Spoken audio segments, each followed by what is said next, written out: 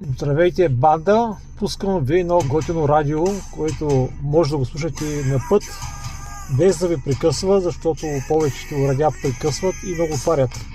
Ето го, казва се Django. Може да го инсталирате, аз лично не съм го инсталирал, но съм го качил на браузера. Така работи. То работи по принципа на търсене на подобни или същия жанр музика.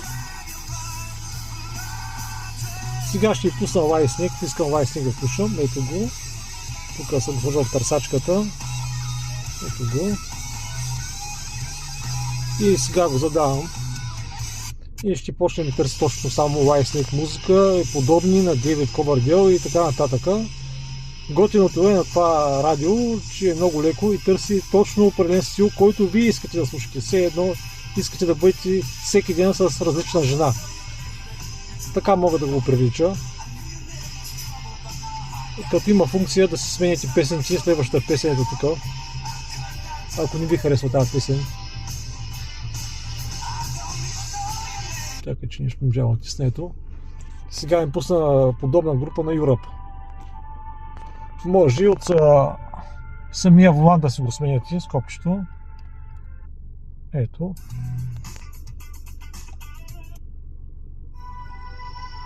Много е удобно и готино. Не ви трябва да си товарите допълнително ръмта, защото не всеки има възможност да си купи навигация с 12 ГБ RAM и прочее. И лазето си работи, тук си има и флашка, но това са други неща, които не смятам да ги презентирам, да си прави реклама. Радиото е много готино.